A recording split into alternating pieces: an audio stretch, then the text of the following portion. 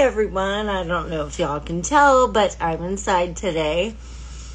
I wanted to talk to y'all about being a good steward. So, I want you, first of all, to know that you have been blessed with a gift that is just yours. That is your gift that you bring to the table. And your experience using that gift speaks to it as well and helps cultivate it. And when you ignore that gift, that's not why it was given to you. It really isn't.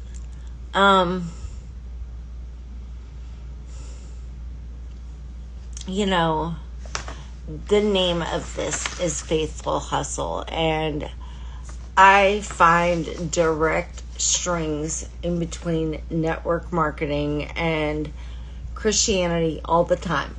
And I was at a network marketing training over the weekend, and one of the things that one of the people said was, be a good steward, be the lighthouse. And I was like, whew. And I immediately thought of a whole bunch of different scriptures in the Bible that are talking about being a good steward and finding your purpose and cultivating your purpose. And don't fear the unknown. Just learn why you were put here and trust in God, and the rest will fall into place. And that is kind of what she was saying, is be the lighthouse, like be a good steward. If you find your gift and you are that beacon of light of, look, I'm using this that I was given, that's going to signal a lot of people that have gifts that are too afraid to use them and cultivate them.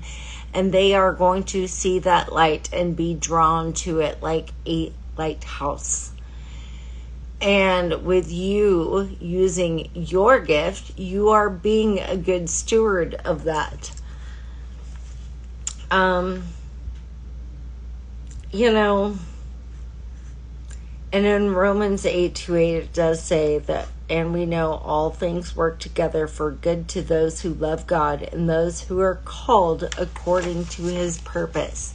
So, do we think we really know better than God? Like,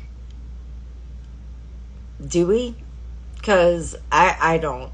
Honestly, I think he has a much greater plan than I could ever come up with on my own.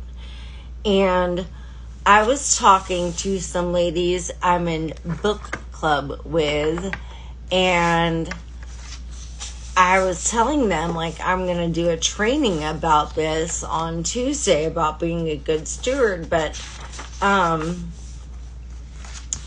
was like, but the way that would translate for me, anyways, into business is when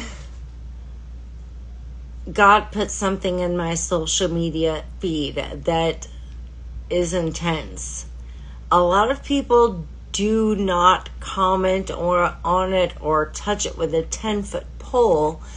And sometimes God says to me, you should message that person and see how they're doing. And it scares me because I would never reach out to someone who's going through something currently and be like, hey girl, are you okay? I know the answer is going to be no. So, you know, it's scary, but also I know that idea did not come from within my own brain, because I would never come up with that idea.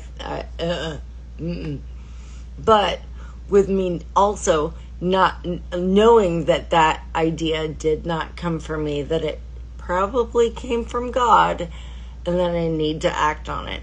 And trusting that feeling and that still small voice has been huge. And it's something new for me, but I'm still like listening to it and acting on it. You know, a lot of us don't. A lot of us don't. So I know certain ideas don't come from my own brain. So when that happens, I have a tendency to listen and act upon those ideas and thoughts more than my own. Because I know mine probably aren't that cool compared to others that are not coming from my own brain, if that makes sense. So I just wanted to remind y'all to be a good steward. And, you know, my gift may be reaching out to people that are going through a hard time and blessing them with a little bit of positivity and praying with them. Your strength may be something totally different. It probably is.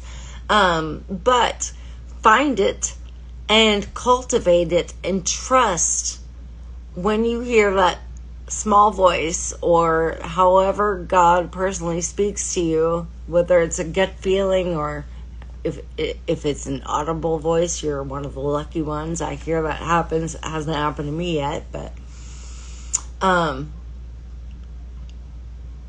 however he speaks to you, trust that voice and act on it, because it's going to help you cultivate your skills and find your skills.